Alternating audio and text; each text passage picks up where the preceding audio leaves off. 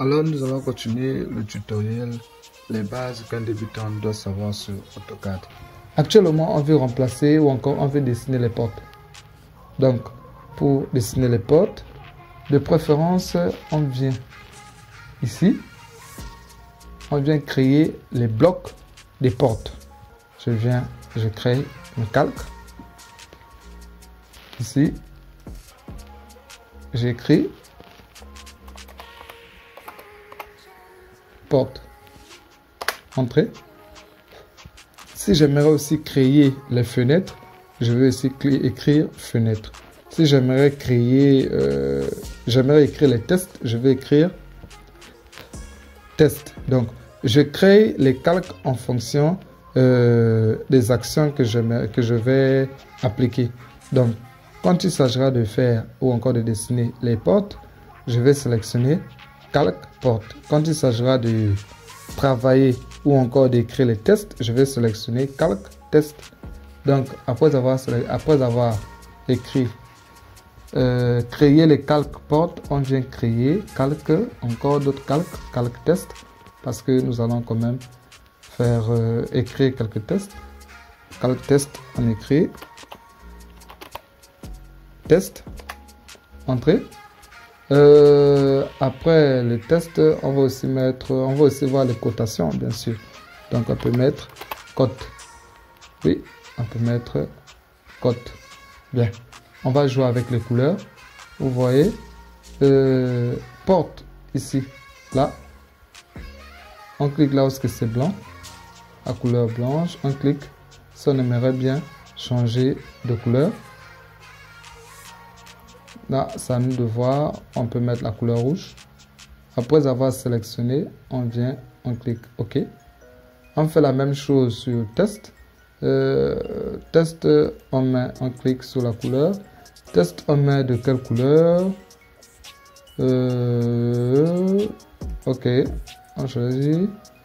Ouais. On prend la couleur ici. OK. Après, les côtes.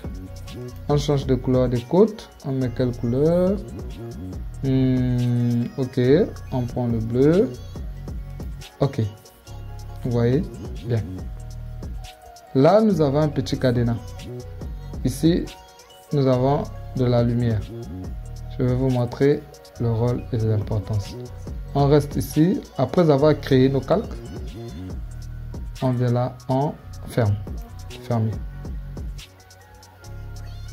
Avant de dessiner la porte, on vient sélectionner calque porte. D'abord. Bien. On vient de sélectionner calque porte. Là, alors, on peut dessiner. On peut commencer à dessiner nos portes. Bien. On vient sélectionner rectangle. Jusqu'alors, vous voyez que nous sommes en train de sélectionner. Tout ce qu'on veut dessiner, nous sommes en train de vouloir sélectionner. On a deux possibilités. Soit on vient constamment pour sélectionner, ou on peut écrire directement sur notre clavier. Supposons que nous voulons utiliser le rectangle. On écrit tout simplement rectangle sur notre clavier, directement. Rec. Vous voyez, rectangle. Ça s'affiche déjà. Tu cliques entrée. Donc, quand tu cliques entrée, voilà comment ça s'affiche. Et quand ça apparaît comme ça, tu cliques une fois. OK. Pour montrer le premier point, quand tu cliques une fois, vous voyez, tu viens sélectionner côte. Pour mettre tes deux côtes, je prends 0,8. Après avoir écrit 0,8, tu mets toujours entrée. Tu mets ta deuxième cotation qui est de 0,15. Entrée. Donc, je pense que là c'est bon. 0,15, j'espère que vous comprenez que c'est le mur, bien sûr. Bien. Quand je fais ça, je viens d'utiliser arc. Parlons des arcs, on a plusieurs types d'arcs. On a arc à 3 points, tout ça et autres. Vous voyez, tout ça, c'est ça le type d'arc. Généralement, on utilise les arcs à 3 points pour dessiner la porte. Donc, je viens ici. Rectangle. Ok. Après avoir présenté le rectangle là, je sélectionne, vous avez vu, je sélectionne avec la couleur verte, j'écris déplacer. Ok, déplat, déjà, ça me représente déplacer. Entrée. Je sélectionne la pièce à déplacer. Je déplace légèrement. Ok, ça me va comme ça. Je viens sélectionner arc. Arc. Qu'est-ce que je fais? Je zoome pour mieux voir afin de bien travailler. Il faut toujours zoomer pour mieux voir afin de bien travailler. Je zoome. Je touche premier point. Je viens cliquer, oui, je dépose ici deuxième point, puis je viens mettre mon troisième point. Ça, c'est ma présentation porte. Quand je viens voir chez eux, ouais, c'est la même chose. Donc, ça, je peux dire que c'est la porte et ça, c'est le sens d'ouverture de la porte. Donc, j'ai mon troisième point. C'est grâce au troisième point, vous voyez, que je peux faire ceci.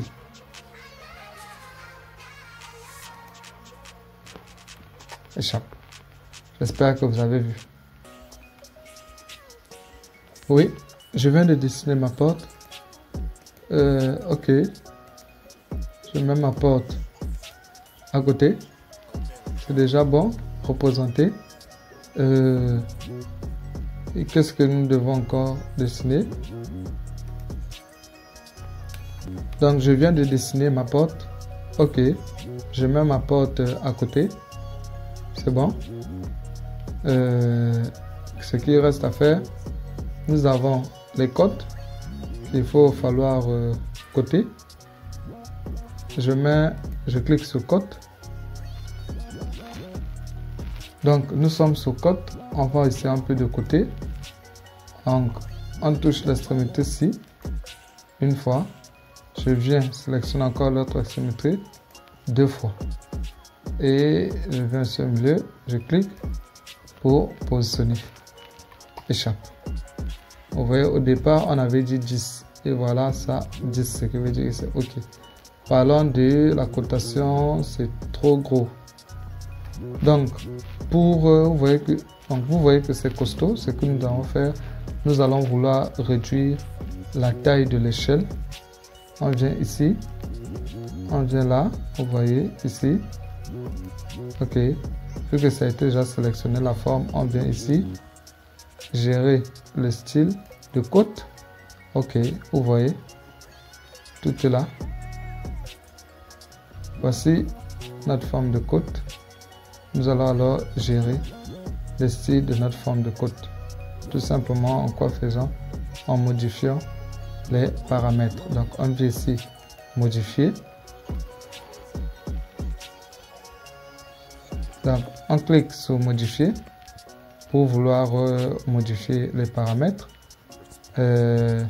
Ici, si on veut modifier le test, style de test et autres, là, si on veut modifier le symbole et les formes de flèches, donc voilà, il y a plusieurs formes de flèches et symboles. Là, si on veut modifier le test ou encore les écrits. Donc, nous sommes ici. Pour réduire la taille, on viendrait ici, côté, on viendrait ici sur hauteur. Vous voyez, hauteur 0,18. On diminue. Vous voyez, vous constatez que ça joue là. Donc, on monte 0,13, 0,18, 0,13, 0,08. Ok, 0,08 nous va. Remarquez, les flèches sont toujours restées costauds. On vient sur flèche. On va faire la même chose. Vous voyez, taille. On ramène ça aussi à 0,08 pour qu'au moins ça ressemble à quelque chose. Symbole, ajuster, test. Je pense que tout est bon. Là, on peut maintenant repartir, voir ce que ça va donner. Donc, on clique OK, puis on ferme. On vient ici.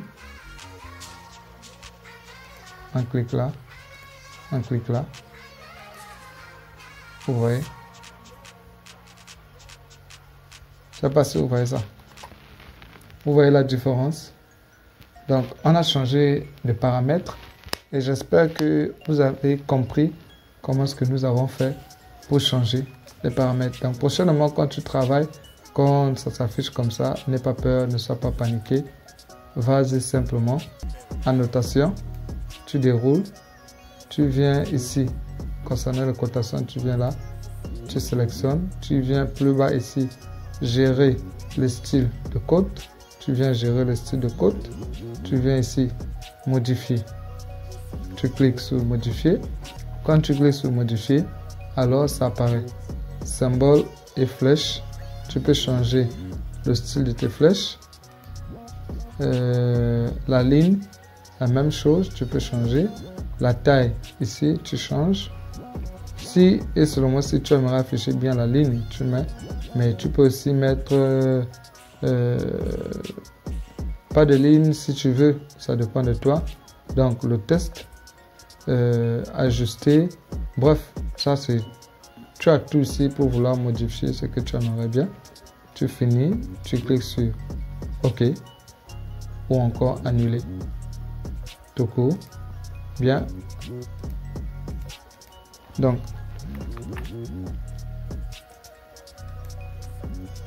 OK. Jusqu'à là, j'espère que nous sommes en phase. Apparemment, tu as oublié de faire quelque chose. Oui, tu as oublié de t'abonner. Il fallait t'abonner. Abonne-toi, tu likes la vidéo et tu partages car ça aidera plusieurs débutants. Bien sûr. Bien. Ce que nous allons faire actuellement, OK, le test. Le test, on vient ici. Lorsque c'est écrit test, tu cliques sur le A. Tu viens. Tu cliques sur la surface. Vous voyez ce que je fais. Donc, j'ai cliqué sur le vide. Là, alors, je gère toujours avec ma souris.